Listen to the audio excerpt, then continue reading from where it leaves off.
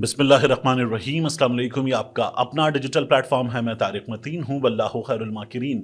अल्लाह सबसे बेहतर तदबीर फरमाने वाला है, वही बचाएगा मेरे देश को बलाओं से, जो बारिश में शजर से घोंसला गिरने नहीं देता, क्योंकि उसकी तदबीर तमाम तदाबीर की इमाम है।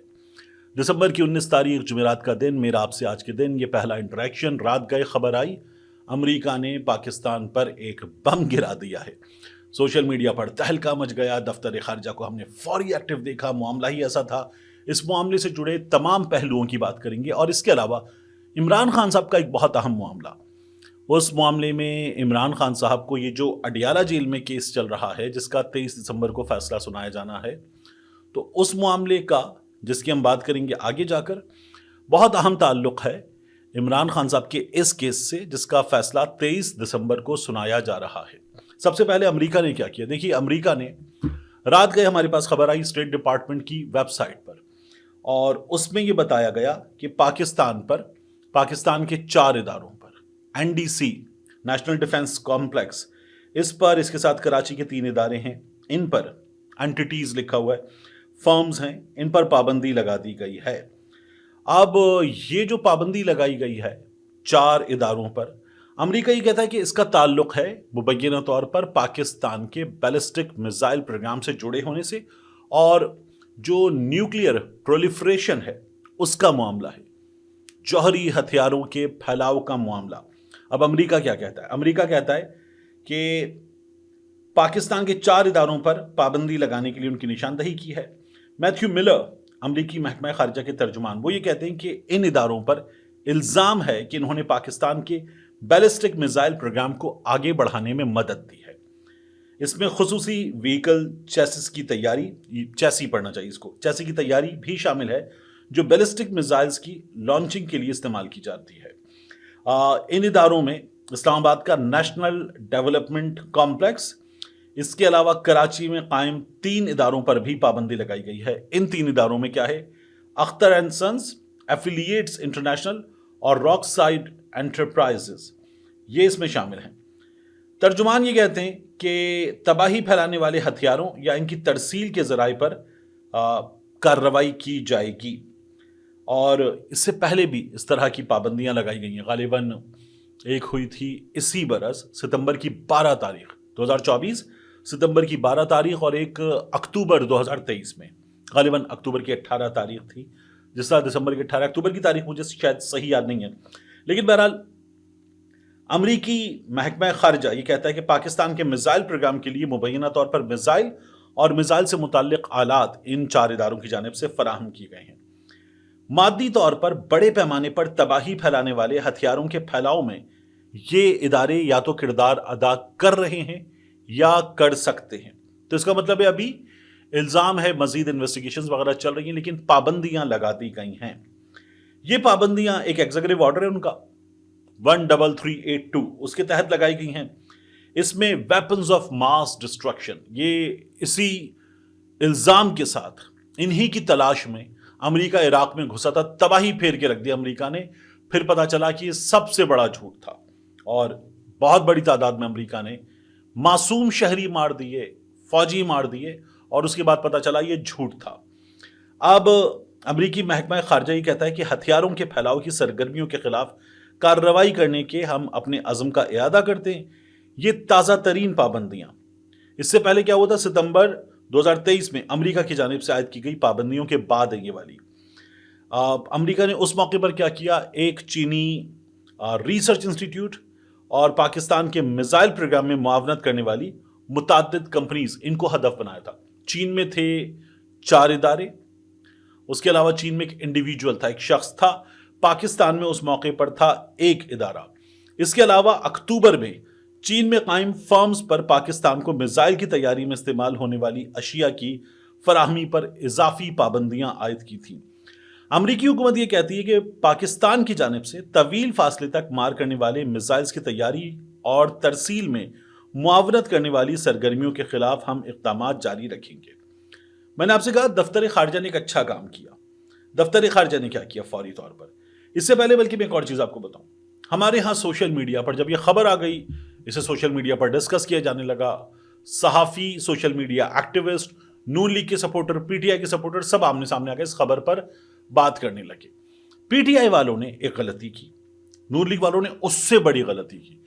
پی ٹی آئی والوں نے اس پر کہا دیکھیں کام ہو گیا، گیم آن ہے، یہ عمران خان کے لیے امریکہ کی طرف سے جو جوابات ہیں اس کا آغاز ہے، یہ چپیڑ ماری ہے پاکستان کے منہ پر، یہ سب کچھ کیا گیا بےہودگی ہے، بے وقوفی ہے، یعنی پاکستان کے منہ پر چپیڑ ماری ہے، آپ یہ کریں گے، کوئی تک ہے، کوئی طریقہ ہے؟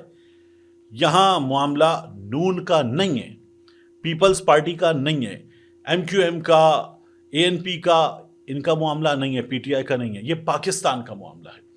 اور نون لیگ والے وہ آ گئے، تم خنزیر، تم یوتھیے، تم کمینے، گالیاں دینا شروع کر دیا کہ نون لیگ کے لوگوں نے، اور تم خوش ہو، آگ لگ گئی تم لوگوں کو، خوش ہو گئے تم لوگ، پاکستان کے لیے برا ہوا ہے، تم لوگ خوش ہو گئے۔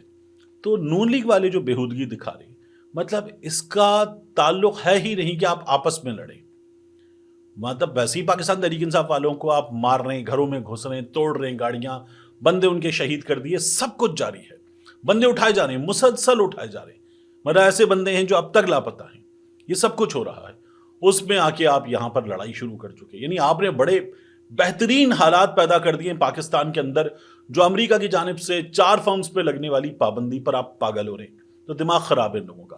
دوسرا یہ جو نون لیگ کے لوگ ہیں، پیپلز پارٹی کے لوگ ہیں، اس کے علاوہ ہمارے عسکری دوست ہیں اور عسکری دوستوں کے دوست ہیں، ان سب سے بھی بندہ سوال کرے، یعنی نون لیگ والوں سے پوچھے کہ آپ تو بڑے خوش تھے، ایسے ایک تصویر ہے میاں صاحب کی جو بائیڈن کی، میاں صاحب کا دوست جو بائیڈن، میاں صاحب کے تعلقات جو بائیڈن سے، نون لیگ کے رہنما 3 بار کے سابق وزیر اعظم میاں نواز شریف دنیا بھر میں برانڈ وغیرہ کی بکواس ہم سنتے رہتے تھے، کہاں گئے وہ تعلقات؟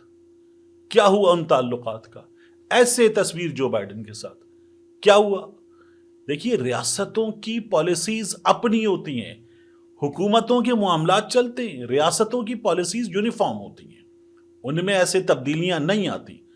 یعنی زرداری صاحب، زرداری کی اور جو بائیڈن کی دوستی ہے، ذاتی تعلق ہے، بلاول بھی بتائیں، پیپلز پارٹی کے لوگ بھی بتائیں، اور کیا بات ہے جناب، جب آصف علی زرداری امریکہ گئے تھے، جو بائیڈن وائس پریزیڈنٹ تھا، کیا تعلقات تھے، کیا ملاقاتیں تھیں، اس سے پہلے سے دونوں کا ذاتی تعلق ہے۔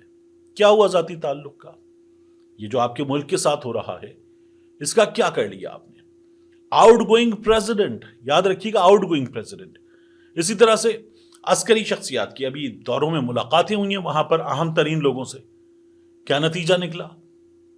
یہ نتیجہ نکلا ہے، تو مطلب یہ تو پھر وہ دورے اور وہ نیازی نے تباہ کر دی تھی، خارجہ پالیسی تباہ کر دی، پاکستان کے تعلقات خراب کر دیے، امریکہ، وینٹیلیٹر، آکسیجن، سانسیں، یہ تمام باتیں ہم سن رہے تھے، تو آپ نے تو سب کچھ ٹھیک کر دیا تھا، بہترین کر دیا تھا۔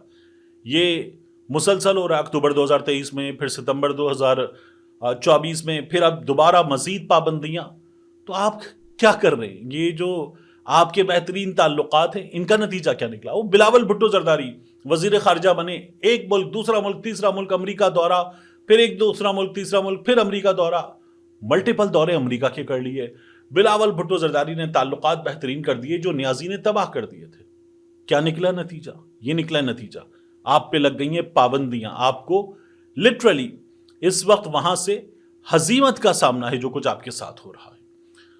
دفتر خارجہ نے جو رد عمل دیا نا، یہی میرا آپ کا رد عمل ہونا چاہیے، دنیا کو پیغام دیں کہ ہم آپس میں اندر لڑ رہے ہیں، سیاسی لڑائی ہے، عدالتی لڑائی ہے، اقتدار کی لڑائی ہے، ایوان میں لڑائی ہے، ٹاک شوز میں لڑائی ہے، سڑکوں پر مظاہرے ہیں، ہم بھلے پی ٹی آئی والوں کو مار رہے ہیں جوتے، ان کو ڈنڈے مار رہے ہیں، ان کو مظاہرہ نہیں کرنے دے رہے، ان کو گولی بھی ماری ہے، ان کو آنسو گیس کے شیل بھی مارے ہیں، ربر بلٹس بھی ماری ہے، گرفتاریاں بھی ہوئی ہیں، ان کے گھر بھی توڑ رہے ہیں۔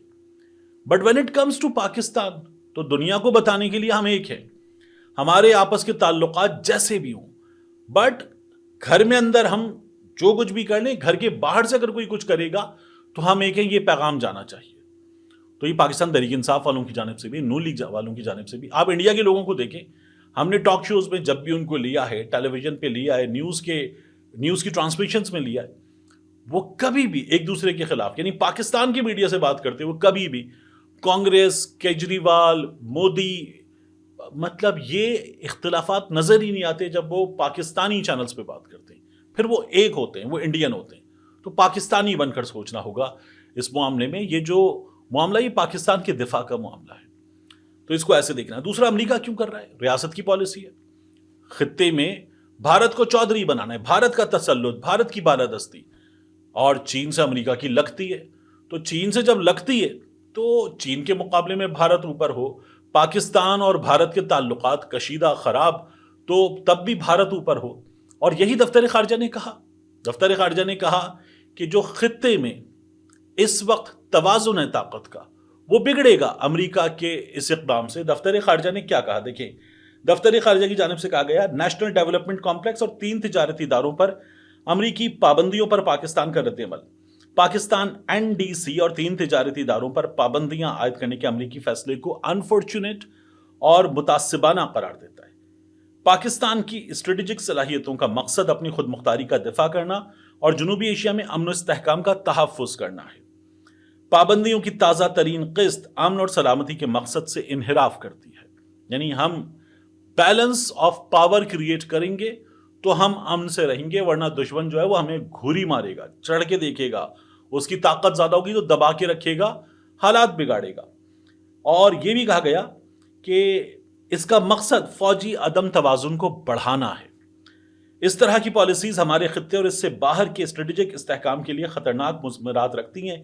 پاکستان کا اسٹریٹجک پروگرام ایک مقدس امانت ہے جسے 240 ملین لوگوں نے اس کی قیادت پر عطا کیا ہے۔ تو ظاہر ہے کہ یہ پاکستان کا پروگرام ہے، یعنی یہ PTI کا، نون لیگ کا، پیپلز پارٹی کا، ایک حکومت دوسری حکومت، اس سے تعلق ہی نہیں ہے۔ یہ پاکستان کا، پاکستان کے لوگوں کا، دفاع پاکستان کا پروگرام ہے۔ تو دفتر خارجہ کا پیغام بر وقت ہے، ٹھیک ہے، بہترین ہے، اس کو اپریشیٹ کرنا چاہیے، جس کو اپریشیٹ کرنا چاہیے اس چیز کو اپریشیٹ کرنا چاہیے۔ تو امریکہ اپنی پالیسی کے حساب سے چل رہا ہے، یہ پابندیاں وغیرہ لگتی ہیں، وقت گزرنے پر چیزیں بہتر ہونے پر ختم ہو جاتی ہیں، لیکن ابھی ہمارے لیے کنسرن کی بات ہونی چاہیے۔ آخر میں آپ سے عرض کروں، عمران خان صاحب کا معاملہ، اڈیالہ جیل میں 23 دسمبر کو عمران خان صاحب کو سزا سنائی جا سکتی ہے۔ عمران خان صاحب کو سزا سنائی جائے گی، اور اگر بشرا بی بی کو بھی ان کے ساتھ سزا سنائی جائے گی تو بشرا بی بی گرفتار ہو جائیں گی، اور عمران خان صاحب ویسے اڈیالہ جیل میں ہیں، تو پھر یہ معاملہ جائے گا اسلام آباد ہائی کورٹ۔ کب جائے گا؟ 23 کو سنایا جائے گا، 24 سے چھٹیاں ہیں اسلام آباد ہائی کورٹ میں، تو پھر یہ میٹر جو ہے یہ ٹیک اپ ہوگا چھٹیوں کے بعد، غالباً 8 جنوری کو یہ چھٹیاں ختم ہوں گی، تو یہ سلسلہ چلے گا۔ اور اگر سزا ہوتی ہے کسی شخص کو 3 سال 5 سال سے کم سزا، تو پھر تو یہ ہوتا ہے کہ فوری طور پر اس کی جو اپیل ہے، اس کی جو درخواست ہے وہ ٹیک اپ کر لی جاتی ہے، لیکن اگر سزا لمبی ہو تو اس میں بھی وقت لگتا ہے۔ تو پاکستان تحریک انصاف کے لوگوں کو ابھی اس لیگل بیٹل میں کچھ مشکلات کا سامنا مزید رہے گا، اور سسٹم ویسے ہی ان کو تنگ کرتا ہے، تو یہ کام ابھی آگے بڑھے گا۔ اڈیالہ جیل میں 23 دسمبر کو عمران خان صاحب اور بشرا بی بی کو دونوں کو سزا سنائی جا سکتی ہے۔ بشرا بی بی کے معاملے میں بتایا جا رہا ہے کہ یہ سزا اگر ہوگی تو سسٹم ان کو اندر رکھنا چاہے گا، عمران خان صاحب کو توڑنے کے لیے تو بشرا بی بی کو سزا بھی 7 سال کے آس پاس ہو سکتی ہے۔ عمران خان صاحب کو بھی سزا کم از کم اگر ہوگی تو یہ 10 سال سزا ہوگی، کیونکہ 5 سال سے نیچے ہو تو پھر عدالت بہت سی چیزوں کو دیکھتے ہوئے معاملہ ختم بھی کر دیتی ہے۔ ملتے ہیں انشاءاللہ آپ سے اگلی ویڈیو میں۔